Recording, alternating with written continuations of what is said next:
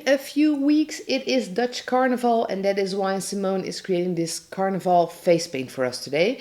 So this one is pretty easy. Just create the base of the mask with two colors of face paint. Simone chose gold and a metallic purple color, both by Superstar, to create the base. So the inside is light, the outside is darker, and once the entire base is on there, you can clean it up with a baby wipe if you want to. And Simone is also clearing a spot to put a rose there. So the rose is created with a split cake by Diamond Effects. This one is called Posse.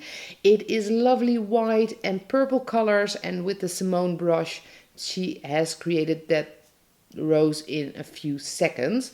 So with our rose we have two feathers today.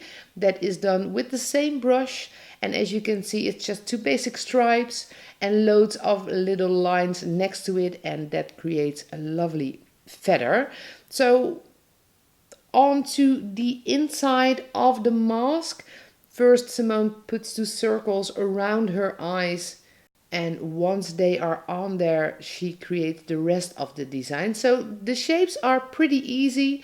Just create anything of your fantasy. You can create exactly this one, or you can change the shapes a bit.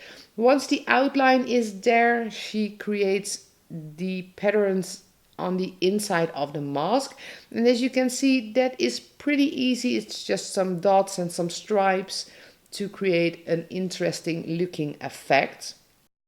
Once the black is on there, Simone continues to white for some highlights, of course. The same purple used in the mask is for the lips as well. And finally, loads and loads of little white dots to finish off the mask.